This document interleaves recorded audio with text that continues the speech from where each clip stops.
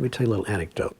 A few days ago, a lady said to me in Los Angeles, my husband died a year ago, and he shared with me a great lesson. On his deathbed, he said to me, come close. I want to tell you something. Listen very carefully. I can only say this once. I don't have much strength left. She said, I'm listening, darling. What is it? He said, remember this always. Each morning, the moment you take your head off the pillow, you have all you need.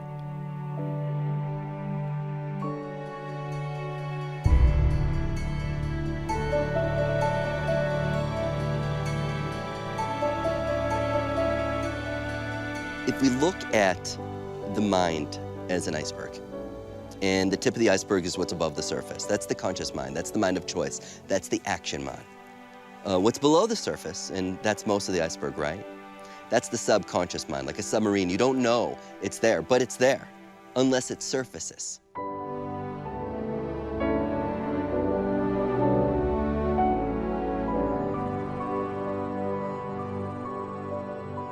Well, most of us say we want X. I want a new car. I want a fancy house. I want inner peace. I want a loving relationship. And then we start to go out into our world and we say, I will earn the right. And you start working away at life. And you're using your mind a lot and you're working at everything and things get in the way. Life seems to throw curves at you.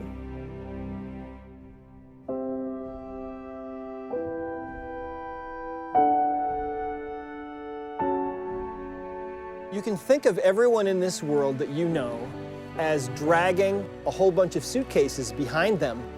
The emotion code is a way to cut loose all those suitcases, all those steamer trunks, all that baggage that you've been carrying around all your life. The end result of that is that you become light and you become able to manifest into the world what you're supposed to be able to manifest. Imagine living in a world where everyone is actually manifesting from their heart into the world their perfect creation that is inside each of them. That's where we're going.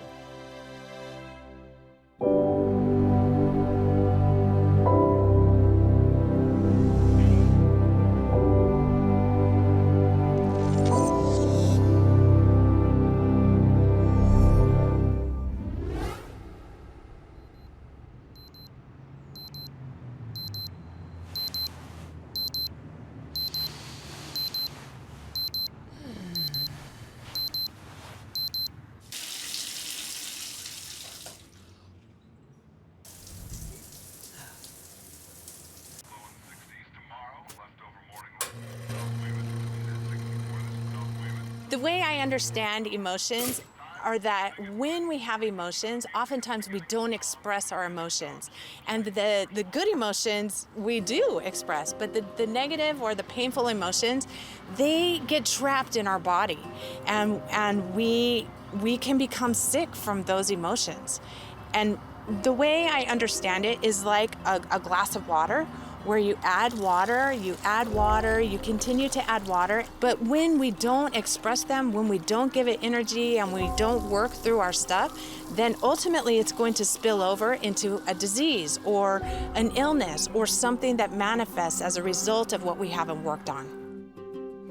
I am absolutely convinced that it is our trapped emotions and traumas and anxieties and unprocessed life experiences that we hold in our nervous system are the source of everything that ails us. One of the most profound things in my life has been able to share ancient wisdom that I came across just as a young guy traveling around the world and fascinated by communities that pretty much live off the grid, and they're long-lived, they're healthy, they're happy. And it always bothered me, how can they be that way without hospitals and doctors and miracle supplements and pills and capsules? They don't have any of that. What I've come to understand is at the core of every symptom, every stress, every dis-ease pattern that we experience, whether it be physical, whether it be emotional, are emotions, memories that are buried in our subconscious mind. And when these are triggered, our body reacts. It's called a maladaptive stress reaction. And what it means is that we're not able to adapt in the present moment, here and now. And what happens is our body reacts as if something from the past is going on right now. Now, when we react to conditions in our life, there is an emotional component that begins to create chemistry in our bodies because the body is interpreting an emergency situation. Now, all organisms in nature are designed for short-term stress. Gazelle gets chased by a lion, 15 minutes later it goes back to grazing and everything returns back to balance. Human beings are a little different. We can turn on the stress response just by thought alone. We can think about some past bitter memory that's tattooed in the recesses of our gray matter, and like magic, it comes to life, and in that moment, it's real. Whenever you see something, because the brain works in pictures, there's a response to that image of the sensory impact. If you hear a sound that sounds dangerous, your body, your brain will create an emotional molecule to get you to respond to that. And as a result, our heart rate increases, our immune system suppresses, we become more anxious because we're not in our fullest potential in the moment. At the core of every symptom, stress, and disease are emotions and memories, traumatic perceptions that are buried in our subconscious mind.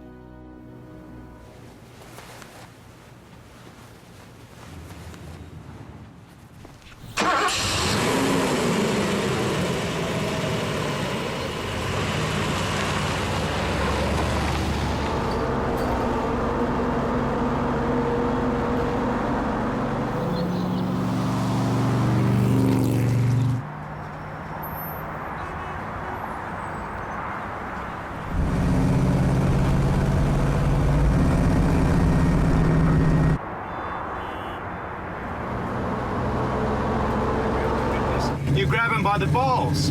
You take control of the situation. Otherwise, you and I are not working. You push me. Whoa!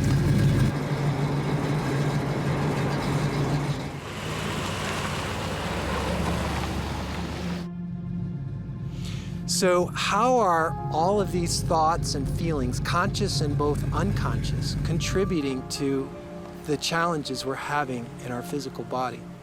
When we have experiences in our lives that overwhelmed us emotionally or brought us a lot of pain, what we're finding is that there are these protective mechanisms that help us to overcome and survive these experiences. These protective mechanisms actually take these experiences and suppress them, not just in our mind, but in our body. And the evidence of that suppression is muscular tension.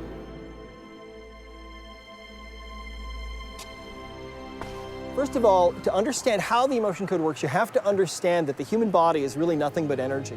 If you look at your hand, for example, that hand looks pretty solid. But if you were to magnify that hand 1,000,000 times, you'd be looking face to face with a single individual atom. And if you could look into that atom, you'd see there's really nothing in there but empty space and infinitesimally tiny energies zipping around at the speed of light. And that's really what we are. We're beings of pure energy. We are composed of all these countless energies, tiny energies, that are all flying in this close formation, giving us this experience that we're having in this world. Emotion means energy movement. And it's our thoughts that create our emotions. It's our emotions that create our behaviors. So when a person has a conflict, that creates neural pathways in our brain. This amazing cutting edge doctor, Dr. Hammer, was able to map out the brain. When you look at a non-contrast CAT scan, you can see a dot with concentric rings like a bullseye. And what he found is that if a person had testicular cancer or ovarian cancer, that spot would be at the same location in the brain for all of the people. And he would ask the people, hey, what did you just experience? And they would talk about loss of children. His premise is that the brain will download all of our emotions first.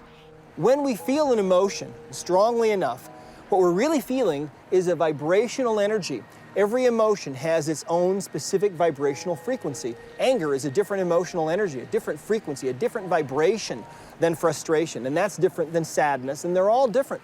But when you're feeling an intense emotion, your whole being can take on this vibration, and it's during those times that sometimes the energy of that emotion that you're feeling is too powerful, and that energy can become trapped and stuck in the body. And because that's all the body really is an energy field, when you distort that energy field, you eventually start to have problems, because what you're really doing is you're distorting the tissues of the body themselves. And if you distort tissue and you irritate tissue long enough, that tissue starts to have problems, and it can go through those changes that we call cancer. One of the most amazing substances in our body is connective tissue. There's more connective tissue in our body than any other tissue. What's connective tissue? It's a protein. It consists of actually several proteins. One is collagen, the other is elastin. Collagen gives fascia strength, while elastin gives it flexibility. Literally everything in your body is surrounded and interconnected in this fabric. So your big toe is connected to your right ear through a connective tissue network. The other amazing function of connective tissue is that it's conductive of energy. So when we protect ourselves from an overwhelming emotional or physical experience, our body goes into a protective state which causes muscles to contract. The muscles contract, and then the surrounding connective tissue begins to be strained by those contractions, causing it to thicken and bond to each other and harden. The only disease that exists in the human experience is chaos at the atomic level, which leads to chaos at the molecular level, which leads to chaos at the cellular level. And when enough cells are in chaos, you feel it as a sign or a signal of a chaos or an offense in the body. That's what the word symptom means, a sign or a signal of a chaos. So the accumulation of suppressed emotion and stress and pain creates tensions that begin to layer upon layer and accumulate over time and begin to act upon our joints, our blood vessels, our organs. This phenomenon of contracted muscle and hardened restricted connective tissue is what's referred to as body armor. I think it's the AMA says 80% of all health issues are stress related.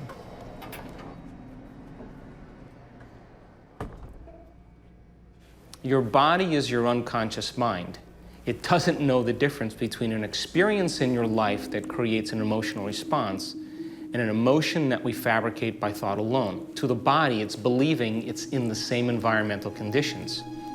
So it's a scientific fact that the chemicals of stress dysregulate and downregulate our genes that create disease. It's a fact. So if we can turn on a stress response just by thought alone, and those chemicals can make us sick, then by very definition, our thoughts can make us sick. So anywhere in your body where you're not only tense, but where you feel hard, is evidence of places in your body where you're storing emotion or sensation from the past. The wisdom of thousands of years through traditional Chinese medicine, through Ayurvedic medicine, they had an understanding that we have lost in Western medicine today. They understood that specific emotions affected specific parts of the body. The kidneys carried fear and liver carries anger. Think about people who drink. Oftentimes they overstimulate the liver and they become angry. On the other hand, the lungs produce the emotion of grief, among others. And so people who tend to have a lot of grief in their lives tend to suffer from lung issues. We all know people that will come and tell you the same story over and over and over again. They're really suffering in that story. And what we discover is all the places where they secretly suffer in their life, where they feel that they're obliged or obligated to do certain things, that impacts the knees, where they don't feel supported or they have a worry for money, that will support the lower back, where they have difficulty in communicating or they feel that the weight of the world is on their shoulders, that affects the upper back and neck. I want you to understand why different cultures knew. If you have a pain in your thumb, that's very significant in a very significant emotion. If you have a pain in your elbow, your shoulder, if you feel a little pain in your chest, in your hips, in your stomach, in your intestines, A lot of people don't understand anymore the connection of the entire body to the brain, and the brain seeing pictures that create emotions, which create behaviors. They will spin in their mind this conflict over and over and over and over again. The automatic brain is responsible to keep us alive, and so what it will do is it will download into a specific body part so the person can continue to function. When it first happens, it's very clear with a dot and concentric rings around it. The bigger the conflict, the bigger the concentric rings. It could be a testicular cancer or an ovarian cancer, and that would download first into the ovarian or testicular relay in the brain and simultaneously onto the organ itself. And as a person begins to find solutions and repair, you will see that this concentric rings and the dot itself will change in how it looks.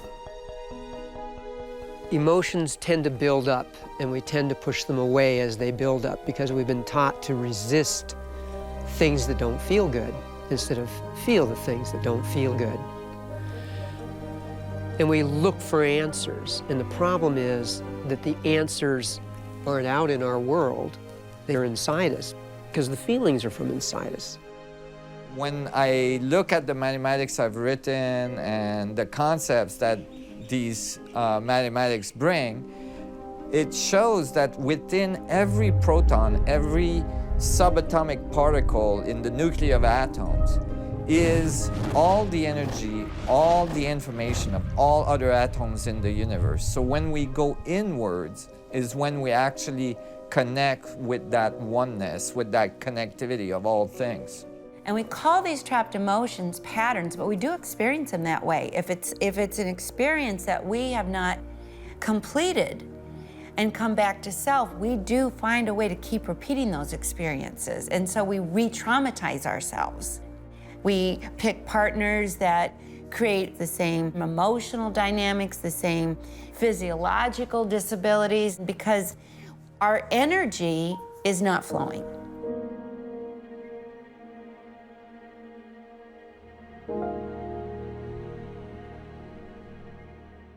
One of the most amazing discoveries is the discovery that 90% of our energy is being used to suppress energy from our past. And when you can get access to that suppressed energy and release it, all the energy we're using to suppress, you get back. Because your body is recreating itself all the time. Literally, this is your story. Your biology is your biography. And what we want is we want to get all the stuff out of the cells. We want the new cell, when it goes over to replicate, to come over to this guy, to the new cell that's being created, and say, I've got nothing.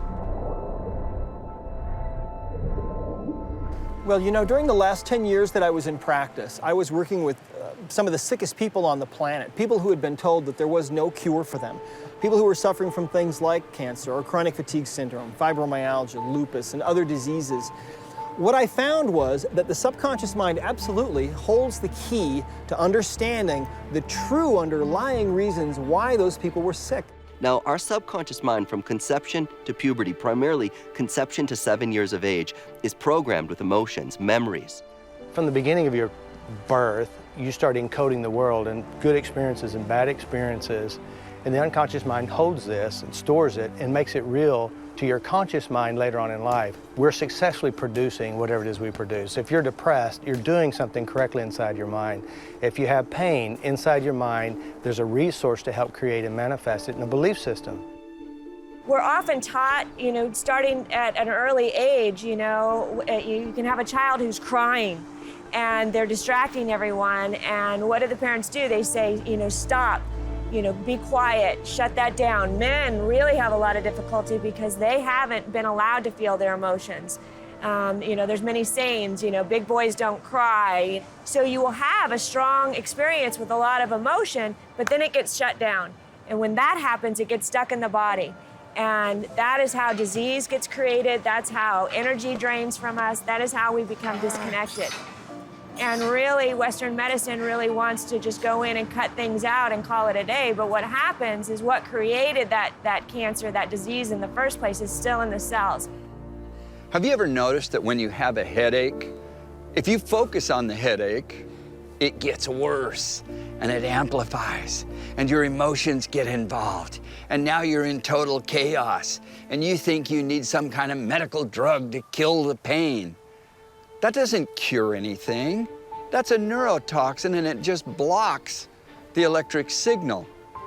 Get to the cause. What is the negative source, the toxic emotion and/or the toxicity of something that you're eating and drinking that's also affecting your emotions in a negative way? Detox it, clear it. What I have found is that 90% of all the pain that we experience is due to trapped emotions, to emotional baggage. I think that this is really the elephant in the living room in Western medicine that we are missing completely. When people are in pain in Western medicine, we give them drugs to suppress that pain. When people have diseases, we give them medications to suppress the symptoms of those diseases, when in reality, those symptoms are the body crying out, telling us there's something wrong here. And the single biggest imbalance that we suffer from is emotional baggage, our trapped emotions, those energies that stay with us after these traumatic emotional events that we suffer from. And so what happens in today's world, because of what we have set up that we call civilized society, so many of the things that are pushed upon the masses create negative emotional molecules. Once they're formed, they're real. We live in the most toxic time on the planet. We are all flooded. We are flooded with environmental toxicity, heavy metals or chemicals or pesticides that are sprayed on our food. Negative emotions will be in your cells, and it's almost like they seal the toxicity in. And you can't even get them out of the body unless you know how to. It's important we understand how to remove negative emotional molecules and restore them with positive emotional molecules. That's the very foundation of health, life, and longevity. I look at every symptom as a conversation. That there's nothing that happens in the body. There is actually nothing that happens in our life by coincidence. We are not made wrong. We're not broken. We're not missing anything. That every so-called problem of the body is a portal.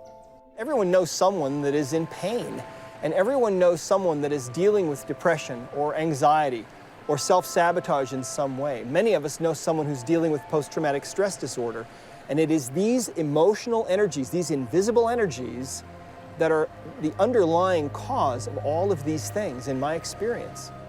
We find that people that have extra weight, there's a reason. It's not necessarily about what the person is eating. Of course, that might contribute to it, but more than that, it's the emotions connected with what the person is experiencing in their life. So often, it's a person wanting to show up, to exist for people in their life, in their world, and they feel small. They feel like they're this big in response to everything that's going on. And so their body responds in weight, in packing it on and being bigger in their world. So I'm really also of the belief that though trapped emotions are the source of everything that causes us difficulty in life and keeps us from being in our divine nature, I'm also a great believer that it's not that difficult to begin to move this energy once we are aware that that's what's trying to happen. If we allow ourselves into those feelings instead of resisting them, things begin to change. But therein lies the rub, how to get in. And the easiest way in that I've found through 40 or 50 years of searching is through feeling. Our body is just waiting for that magic moment when we begin to allow ourselves to come out of that survival state. And being able to open and be vulnerable to feeling again is the first start of healing our hearts and getting back to our joy. Because if you go down through the layers of those emotions underneath at the very bottom, is your true nature, is your peaceful self, your joyous, your playful, your connected self. We see someone who's happy and joyful all the time and we're like, what's wrong with them? Well, they're really in their natural state. We need to follow the first principle of success that says, think of what you want, not what you don't want. Another thing, if you keep on doing what you're doing, you're going to keep on getting what you're getting. And if we allow those chemicals, those emotions to last for hours or days, that's called a mood. Now, if we keep the same emotional reaction, the same refractory period lasting for weeks or months, that's called a temperament. So you would say, why does that person have such an angry temperament? You say, I don't know. Why are you so angry? The person says, well, I had this experience 9 months ago, and I'm living by the same emotional reaction. Now, if we keep those same refractory periods running for years on end, that's called a personality trait. So then it makes sense then, in order to change our personality or change some aspect of ourself, we have to look at the emotions that we've memorized that literally are stored in the body. So often, people think that they have forgiven people, and they haven't, because their body is expressing their unforgiveness through liver issues or pain or different things like that. And so then there's no energy to begin to live life until we can resolve our issue, we can resolve our problem. We understand that the power of the mind is proven scientifically that it can heal itself over and over again. And oftentimes you hear a doctor or researcher saying, well, with a lemon in their mouth, well, you know, this placebo effect is ruining our good research. The placebo effect is proving that the mind can heal itself in spite of the sugar pill or the fake operation. Now, the nocebo effect is exactly the opposite. Here, the nocebo effect is they're getting the right drug, the right surgery, and yet they don't heal. And yet both of these people are doing exactly the same thing, but looking in different directions. They're using the universal pattern of belief or creation. And here's the interesting thing. Research has shown where they did 2 groups. One group got fake radiation. That means not even real radiation. And 1/3 of them lost their hair. It is the power of our mind, the power of belief, and the power of our inner creations to manifest and produce healing or no healing. So what I found is that by releasing these trapped emotional energies that were invisible, I could change how people felt, and I could change people's pain level instantaneously in many cases. And I finally realized that we could get people well who had been told that there was no cure. Now, when a medical doctor tells you that there's no cure, what he really means is that you can't be cured with drugs or with surgery. True transformation comes when we break free from the chains of those emotional addictions, when we begin to go into the operating system where those programs exist, and we begin to make transformational changes. And the side effect of true transformation is called joy. Now, that elevated emotion is a liberation of energy out of the body. And the body is freed from the past and it moves into the present moment, and we begin to experience the second type of emotion. We begin to feel joy, goodwill, gratitude. It's really true that as we start to release emotions, it is like peeling off the layers of an onion. Some of those may have occurred when they were a child. Some of those may have happened during their divorce or during their working years or during college or high school. And eventually we are able to get to a point where we no longer have those trapped emotions, where the body is clear of those. And at that point, it's like stepping out of the old skin that we've been carrying all these years, and we step out of that and we become this person that we were really intended to be in this world. And that's what this is about, and that's why this is so powerful. So many women are being told, if you haven't started to have children past a certain age, it's not going to happen. And I truly believe that that is a belief, that yes, you do get to a point where, you know, things do shut down. A lot of women actually they've had miscarriages, they've had abortions, they've had sexual abuse, and this whole area, you know, their female organs have the emotional debris stored in there, and they're unable to conceive. You clear that out, and then you've got babies. You can. I had a client, they had done everything. They'd done all the IVF. I believe she was 44, 45, We did an emotional process. There wasn't any energetic clearing, and boom, twins. I can show you their pictures.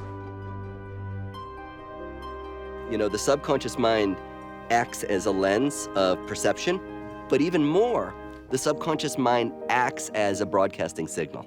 And it broadcasts a frequency of energy that then attracts that same frequency and energy. So now, let's use for an example, you know, here I am at, you know, I'm in my mother's womb. I'm developing in my mother's womb. And my dad is out of a job, and my mom is anxious because it's the third child that's coming around. The heartbeat and the emotions that my mom, my dad are feeling are directly influencing, like a computer being programmed and downloading information. I'm directly downloading this information. And this becomes a stored file. And that file then later in life doesn't just, you know, sit there quiet. It's energy. Out of the University of Utah, they are doing research on epigenetics, and they're discovering that the offspring carry this trauma for the previous generations. They did some scientific studies with mice, and they conditioned by shocking the mice to be afraid of cherry blossoms. The second and third generations of mice, just introducing the cherry blossom without the shock, their offspring were still afraid of the cherry blossoms. So this proves that there is an epigenetic link, that the mice carried the fears of their ancestors. If a baby is born feeling unloved, unwanted, and unaccepted, then that creates a belief system. They will then grow up and go through life and attract to themselves whatever supports that belief system. And energy is in motion. So it stays in motion. And when it gets triggered, that energy gets triggered, it broadcasts a signal that then attracts people and circumstances that give me the same experience, different face, different name, but the same kind of experience in my life today. This is patterns. The key is to begin to understand that there are emotional patterns that we carry in our life that, as a result of these emotional patterns that are in our subconscious mind, influence our relationship with money, influence our relationships with each other, influence every aspect of who we are.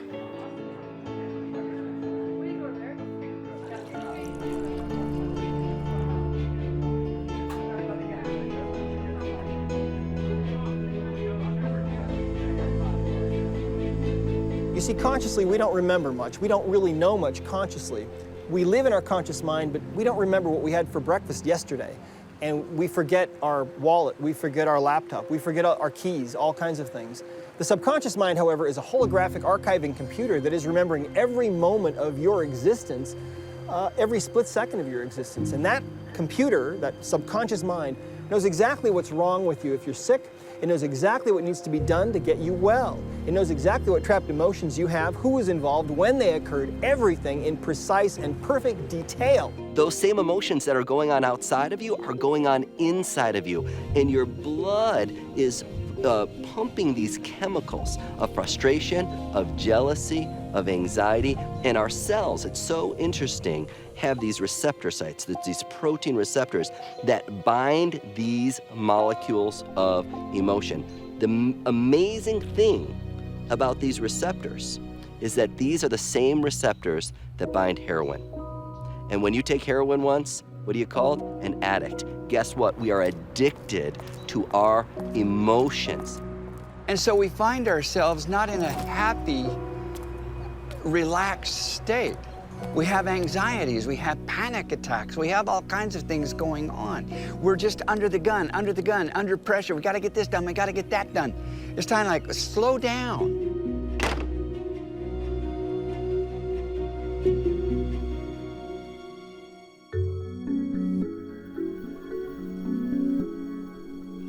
So when presented with this idea of healing where you're supposed to let go of the past and really open to feelings that you've suppressed and release them, people will often say, I don't know how to do that, or I'm afraid if I do that, that I might be worse off than I am now.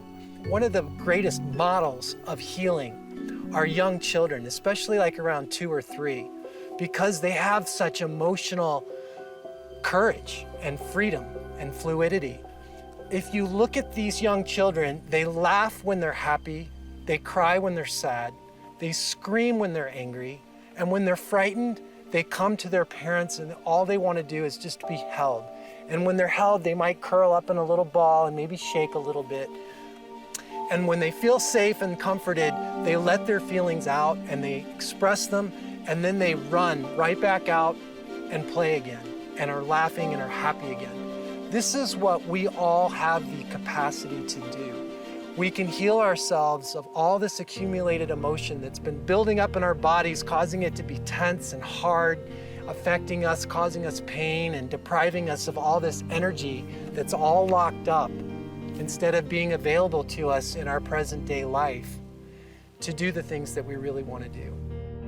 You know, one of the biggest questions people have, at least when they come to engage with me, is what is my purpose in life? You know, what, I can't get at it, I can't feel it. And the way you do that is simply fill in the blank. If I weren't afraid, I would.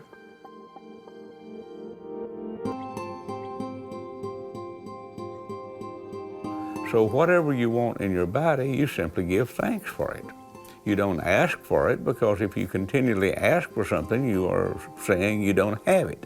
If you give thanks for it, you're acknowledging that you do have it. So where you place your attention is where you place your energy. And as we begin to decide really clearly on creating a future or creating a new destiny, the more we bring it to life. I run into people who are depressed, and they are so depressed, and the medical drugs they're on, all you got to do is read the side effects that say they can lead to suicides, murders, all kinds. Come on. You'll go to your general physician and you'll say, I'm having a hard time and I'm depressed and I'm exhausted, and they'll give you an antidepressant, an SSRI. Psychotropic medication literally just moves what chemicals you have around. What happens if your pharmacy is already depleted? Do you realize the ancients knew what to do for depression? Number 1, get out into the sun. The sun is healing. Number 2, the colors of the plant foods of orange and yellow. If you will eat an orange and pineapple together, you watch what happens to depression. Within 72 hours, the emotional molecules being generated in the neurochemistry of the brain, jeez, it will blow you away. There was a scientific experiment done a little ways back where they were looking to see if emotions filter our perception. So they took a group of people that were clinically depressed, and they showed them equal slides of a wedding scene and a funeral scene. And the next day they brought them back into the lab and they said to them, which were there more slides of? Were there more slides of a wedding scene or a funeral scene? And all of the clinically depressed people said, well, there were way more slides of the funeral scene. So as we begin to remove the masks or remove the lenses that block, you know, our true greatness or our true self, we begin to see what's already always existed, but we didn't have the mind to perceive it. The way that we can speak with the subconscious mind, this invisible part of ourself, this unseen part of ourself, is through what I call muscle reflex testing. Everybody is built on reflexes. Your eyes blink, your iris constricts, your tongue salivates, your knee jerks. You know, we have reflexes that control every aspect of our body.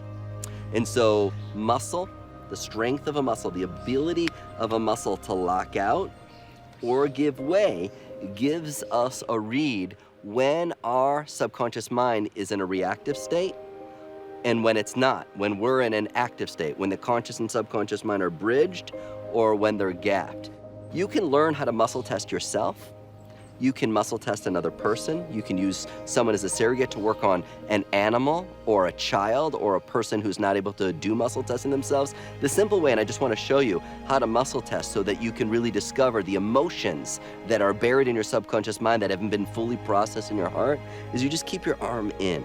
And you imagine that you're holding a bucket and you like fill that bucket up with like 5 pounds of gold. And I put my hand on top and I push down. I tell this arm to hold strong and I'm looking for it to lock out. I'm looking for it to lock out. Everything gets compared to that and it locks out. Now, so many things can trigger your subconscious mind emotionally to react. And so, you know, whether it be thinking about something, whether it be, you know, a color, a sound, something can trigger a type of conditioned response. When I even say the word love, just the word love, I get that elbow and I say hold strong, it locks out. When I say the word fear, there's an energy to that. I can actually even feel it. You can feel it when I just say it. Fear, hold strong, hold strong. And it might look like, oh, you're just doing that yourself. No, I'm not. Hold strong. And I'm gonna go back to love. Love, love, love. Hold strong, it locks out. One of the most profound proofs of this work is that it works with animals as well as people. Sometimes people might say this is due to the placebo effect, but there's no placebo effect working with animals. And the emotion code works beautifully with animals. And we have found that 90% of all their problems are also due to trapped emotions. Sometimes we find that when we're working with animals, we need to work with the owner as well, because sometimes the animal will take on the trapped emotions that the owner has, and there's a dynamic going on between the two of them that sometimes has to be addressed. One of the most amazing stories about this was a horse that I was asked to work on one day. And we work on a horse through a surrogate person typically, where we'll have one person that we will test, and we will ask questions directly of the animal and get the answers on the surrogate person's outstretched arm. And as I'm asking questions of this horse, I find that the horse has an imbalance. It had a problem with lameness. It wasn't walking correctly. And they'd had a couple of different veterinarians look at it. They couldn't figure out what was wrong, so they called me. And what I found was it had an imbalance in its hindquarters that was due to a trapped emotion. And the trapped emotion was sadness. And so I'm asking questions. And there's a crowd gathered around listening. Is this trapped emotion about another horse? No. Is it about a human? No. Is it about a dog? No. Cat? No. I'm running out of options. A bird flies overhead, and I asked, is it about a bird? And the answer that came back was yes, it was about a bird. And everyone started laughing.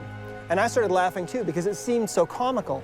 But the horse's owner was there, and she said, you know what? I think I know what this is about.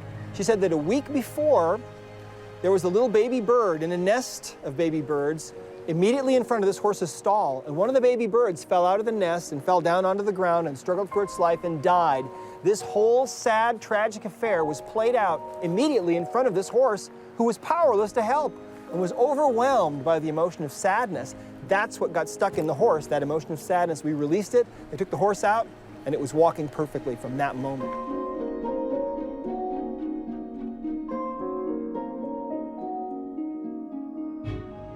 I can do this on someone else, I can do it on myself, but that enables me never to have to guess. There's no reason to guess. In a laser-like way, we can know when you're in an emotional state of reaction so that you can process whatever emotion's going on in the moment. Now, we go through a very short, simple process to identify a trapped emotion and to bring it to awareness, okay? So now we have here the emotion code chart. And what we're going to do is we're going to find a trapped emotion on this chart. And here's how you do it. It's very, very simple. The first question is, do I have a trapped emotion that can be released? And if the answer is yes, then you go to the emotion code chart immediately and you ask, is this trapped emotion in column A on this chart? If it's not in column A, that means it's in column B. Is this trapped emotion in column B in one of the odd rows? And if the answer is yes, then you ask, is it in row 1? No. Is it in row 3? I'm getting a yes. Strong. Is the emotion confusion? No. Is the emotion defensiveness? No. Is the emotion grief? Actually, that's strong. So that's a trapped emotion of grief that we've identified. Once that emotion is brought to the surface, we're actually able to release that trapped emotional energy by simply swiping either fingertips or a magnet over the governing meridian, which happens to run from the lip over the head back all the way down to the tailbone. Now, when we pass our fingers or a magnet over that governing meridian, what we're doing is we're actually putting energy into that meridian. Now, a meridian is a river of energy that flows just under the skin. The governing meridian is connected up with all the meridians, and that pure intention of yours passes into that meridian and releases. It goes into all the other meridians, and it releases that energy. The best analogy that I can give you for this is if you take a credit card, okay? If I take this credit card and I rub a magnet on the back of that, on that magnetic strip, that information that's encoded there is gone, and we can't use it anymore. And that's how the emotion code works. It's the same thing as just erasing that emotional energy that is stored in our body. So once you've released that emotion, the next question is to verify with the body that that was released. And so you simply ask, did I release that trapped emotion? And the answer should be yes. You see, if all things are composed of energy, that means fear, shame, and guilt are simply forms of energy. And if we can change them, we do. So I simply use dowsing. Now, if you want to know what dowsing is, it's simply the movement of a physical object that, in my opinion, tells you what you already intuitively know, you just don't believe you know it. I'll say, why don't you check to see what is the effect of unworthiness, doubt, fear, shame, and guilt upon you? Transform all that, usually into enlightenment, check it again, and it's not there anymore. What I'm saying is we can take one energy of any type and transform it into another energy.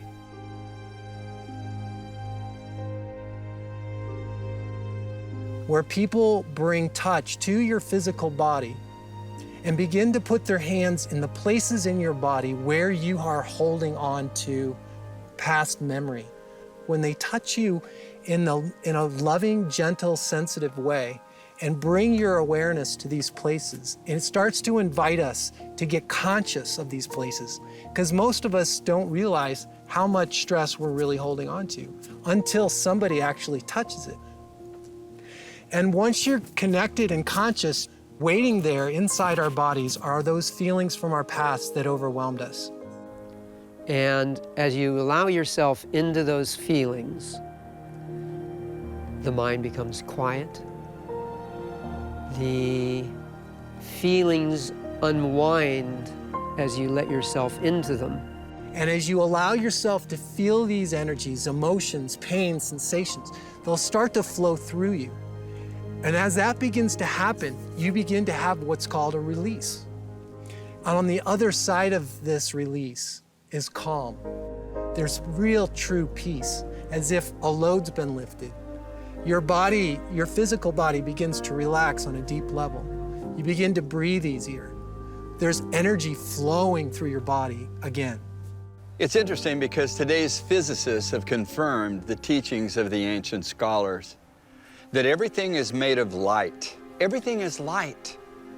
What happens to detox emotions is to make sure that when you start to feel a negative emotion, number one, slow down. Take a breath. Get outside. Maybe even go for a walk. Most people don't realize that if you're emotionally upset, you just don't know who you are. Shut up and go for a walk. You go out and you start walking when you're emotionally upset and negative and everything else is going on, within 3 minutes, that walking, that motion of being outside in the open air, in the sunlight, reestablishes and clears it. The liver produces what is called today anions. Most people know it as bile. The one food that has anions, and it's the only food on the face of the earth they've ever been able to study that produces it, is lemons. And so we find that these people are lacking in typically a lot of emotional joy and happiness and the positive emotions, which weakens actually the function of the liver. And the liver is tied directly to the skin. And so if you'll get your body out into the sunshine and let the yellow light of the sun shine all on your body, they know it produces emotional molecules that target the liver. Well, they call it vitamin D, but that's only one of over 1,000 nutritional components of biophotons of sunlight. They've only named one, and they know there's thousands. So here's the deal. You drink 1 cup of fresh squeezed lemon juice every day for 90 days, and because the liver goes into mitosis or cellular division and replaces itself every 90 days, if you're being toxic emotionally and even in your diet, the new liver is weaker in function. and can eventually fail. If all of a sudden you're getting into the sunlight, you're drinking lemon juice, which has the anions of bile, so the liver doesn't have to produce it, it's not stressed. Within 90 days, we've had people with failed livers have 100% functional liver within 90 days. The main thing that epidemic, even mainstream medical doctors are checking people for vitamin D deficiency. You know, we've been taught to stay out of the sun, and so now we don't have enough vitamin D, and vitamin D is very important for your mood, it's very important for your health. And the only way to actually fix the storage unit, the only way to make new neurotransmitters is through a better diet or amino acid therapy and vitamins and minerals. In Western medicine, they have what they call the 7 levels of neuroendocrine glands. In a lot of other cultures, they know it as the 7 chakras, the exact same levels.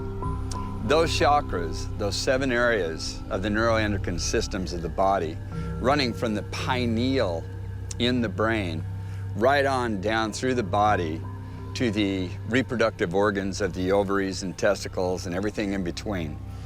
They had assigned anciently the colors of the rainbow moving up. And it's so interesting because it's the colors of the foods that target specifically those levels of the chakras of the neuroendocrine system and the emotions of positiveness or the emotions of negativeness in those levels. Red was a color that the ancients knew represented power and love and warmth. If you look at red and look away, you're probably going to see green. That color green, eating those foods, gets rid of the negative emotions of the color red, which is anger. Oh, you're seeing red. Yeah. If you're angry, if you're irritated, if your buttons are pushed too easy, you need to eat more green foods to clear the negative emotions. The fastest way to heal the emotions, according to the ancient wisdom, was to be able to stop eating, because foods create moods. Fast, faster, and fastest. To fast doesn't mean to starve to death. It means to strengthen, to hold fast, to hold firm. And the ancients knew that. There's not one animal on the face of this earth, if it's sick or injured in any way, will eat. Even cats and dogs, they'll eat grass to make themselves puke and throw up to get rid of everything. And then they will never eat again until they know their body has hit a point of strengthening, of holding firm. But what if you were to fast just on water? Because water has all 7 spectral colors of the rainbow. That's why you can see a rainbow in the sky when it rains and light shines through it. A faster, not as fastest, but a faster way is to drink the bloods or the juices of colored foods. When you eat dark chocolate, the cacao or cocoa bean, the real one, not the fake stuff that's in so many products, but real dark chocolate, or hops in unfiltered organic beer, they are all of the same genus. They're all of the same family. Every one of those things is to create happiness and joy within the human experience. I've even helped people addicted to different drugs and cigarette smoking, commercial cigarettes, which are toxic. And you can use something as simple as good black licorice and macadamia nuts. You have them together, you carry them with you whenever you feel like having a cigarette or some other addiction, you eat that first. You would not believe the hundreds and hundreds of people that have overcome their chemical and emotional addictions to things. And these are the things we've got to get back to. What foods and drinks can we have to target any stress or emotions that can be negative in the human system? I love this ancient wisdom because it works. So a lot of times if you are whole and healed and you are vibrating at a high frequency without these negative things, you can have toxicity come around, or you can have disease come near. I mean, we're constantly being exposed to the retrovirus, which is the cold virus. But what happens is if your cells are full of happy emotions, there's no place actually for that virus or for that toxicity to get into the cell. We have several techniques that we use for letting go of the emotions that we are carrying. And one of them, which is my favorite, is the Ho'oponopono. The Ho'oponopono comes from indigenous Hawaii, and it literally means to make right. It is 4 simple phrases. I'm sorry, please forgive me, I love you, thank you.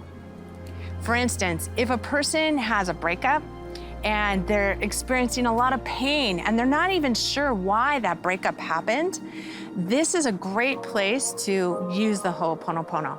So an individual would look inside and just really access that pain that they're feeling. And then they would say, I'm sorry. I'm sorry for whatever reason this is showing up. Please forgive me. I love you. Thank you. It's literally taking 100% responsibility for whatever shows up in our life. You'll have a big emotional release. Sometimes you might cry. Sometimes you just feel a tremendous amount of peace. And then you let it go. I know this sounds so simple, too simple. This is frequently what I hear in the work that I do, that these tools are simple. But if you do it, you will see huge transformation begin to take place in your life. What's so important to recognize is life is not about what happens to you. Life is all about how you choose to respond. Many things that I believe affects people is unworthiness, doubt, fear, shame, and guilt, because these emotions have affected the human race for centuries. The biggest cloud to our perception is fear. And we're so accustomed to it, and we're so inside the matrix of it, we consider it a normal part of our reality and one that we just at best can manage, maybe play, dodgeball with or hide and seek. But what I do is I actually help people move through that wall of fear by simply taking a breath, asking them to put their hand on their heart and focus their attention to where they are in present time, looking at what's right in front of them. And then I say, what are you afraid of? And then you do it again. If I weren't afraid, I would. And let your heart speak.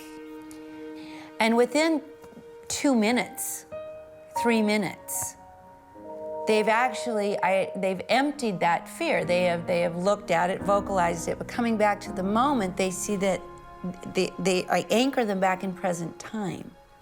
Because it's not fear that actually keeps us trapped. It's hiding fear that keeps us trapped. Then we're able to be in our body in a peaceful way. We're able to rest in our feelings and not be so much in our heads. And the neat thing about this process is that as we begin to get vulnerable again to feeling, we also begin to experience this fearless part of our nature. There's a part of us that is truly unafraid, and we need to be reminded of that part of us. As you begin to step towards your path and purpose and reconnect and realign with that kind of spiritual integrity, the universe is stepping toward you. So there's this convergence going on until eventually you're being met by opportunities. Let's say you're having trouble paying your bills and you go into the feelings around paying those bills, and all of a sudden there's money to pay the bills. And it comes from places you couldn't imagine. Or maybe they just find an error in your bill. It's just really amazing how life and the illusion changes because of that. I worked on a 33-year-old woman once who had never been in a long-term relationship. And she was an attractive woman, and I asked her, why? What happened to you that makes you feel this way? She said 8 years before, she was very deeply involved with a man that she was very much in love with, and he dumped her and broke her heart. Well, as you might imagine, that created a wall of trapped emotional negative energies around her heart, a heart wall. We cleared those emotions, and when that very last emotion was released, I felt the energy coming out of her heart. It was as if a stone had been rolled away. And I was suddenly instantly bathed in the most beautiful, amazing energy coming out of her core. And I told her, I said, now that heart of yours is unlocked. And I said, that pure essence of who you really are is now radiating out from you, and it's filling the immensity of space.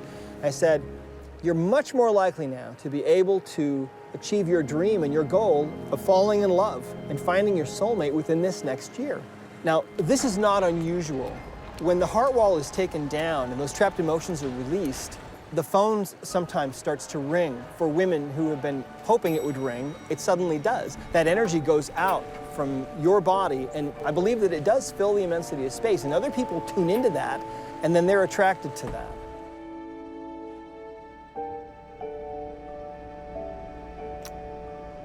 Hey, how are you? Good, how are you? I'm very good, thank you, yeah. So, you work here? Yeah. Level 11.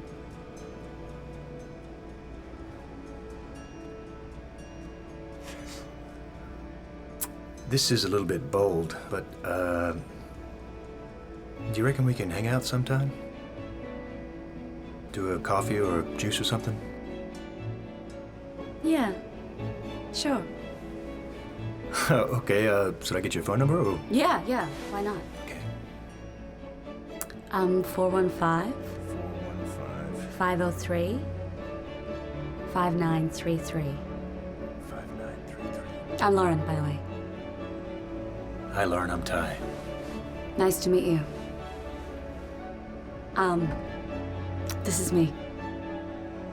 Well, thanks, Lauren. It was nice to meet you, huh? Nice to meet you too. Okay.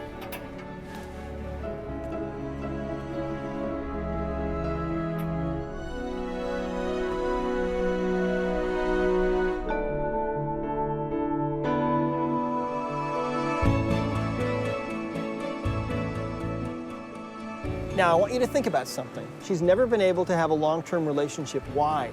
Because she had a heart wall.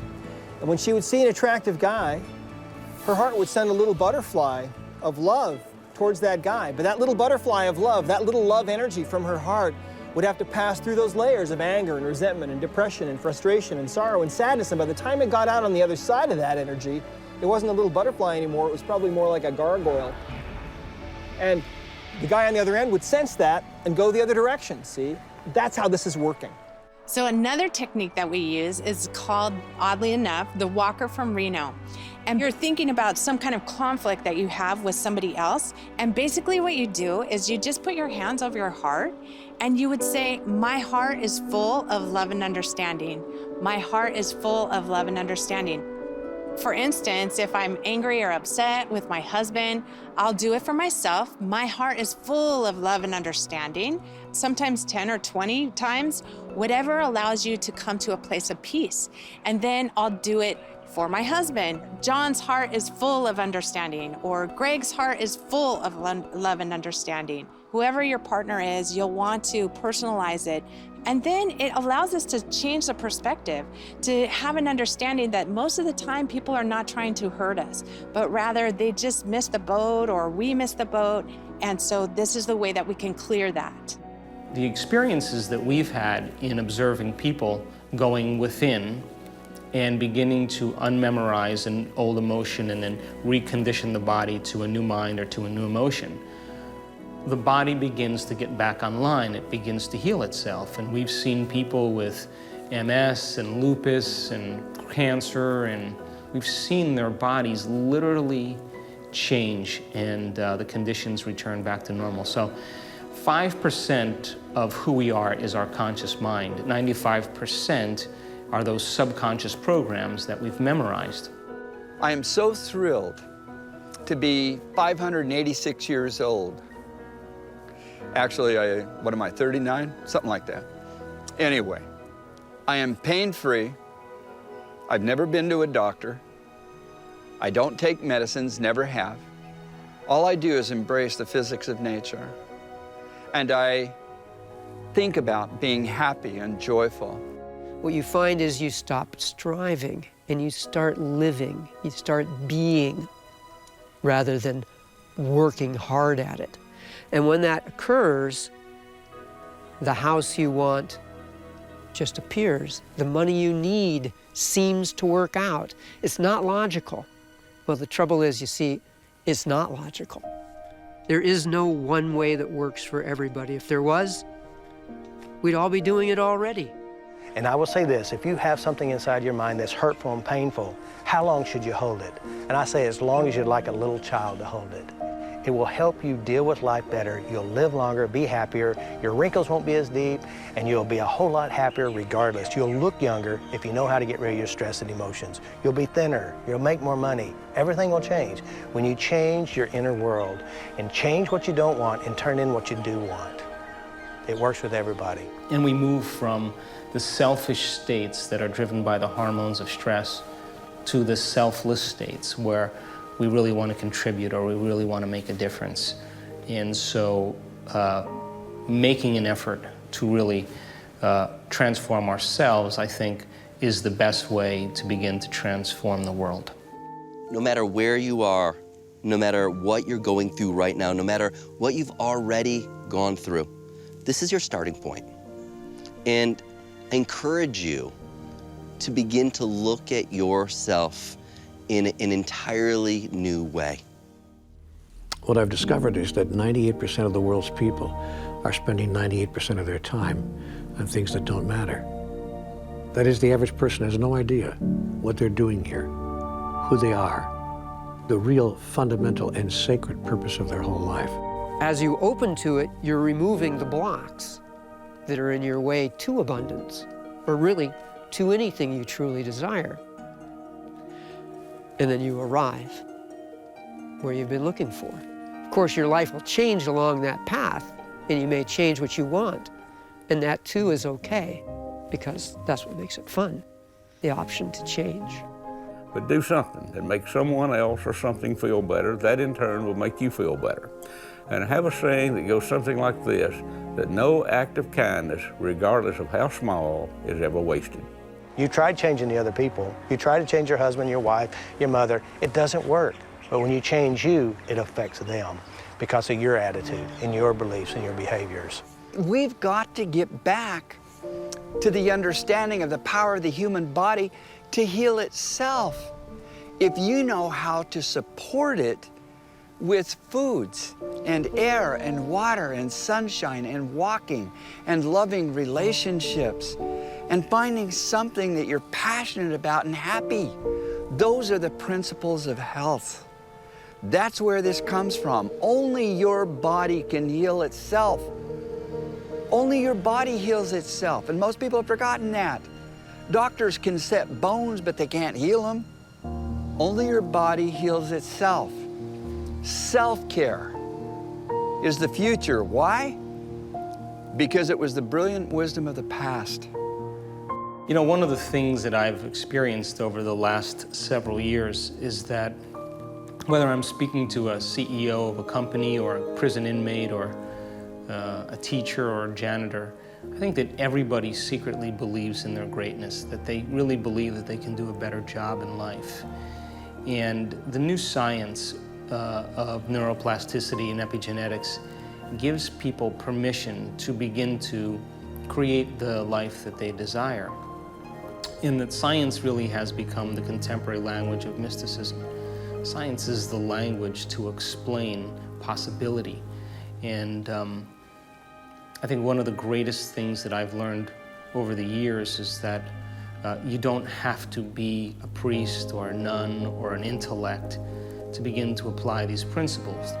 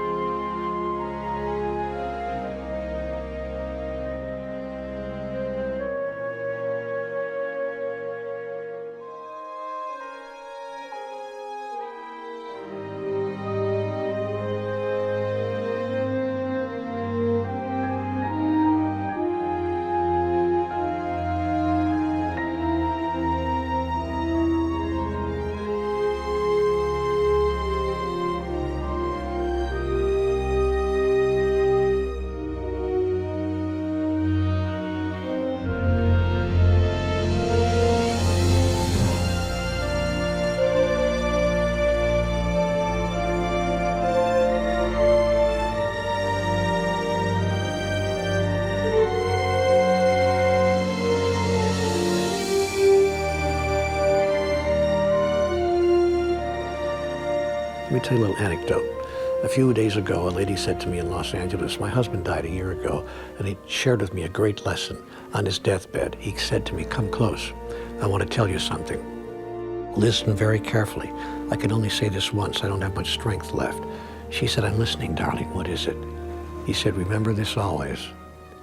Each morning, the moment you take your head off the pillow, you have all you need.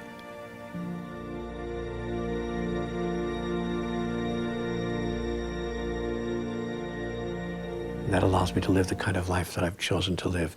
I only wish I had learned these things when I was much younger. So old, so soon, so smart, so late.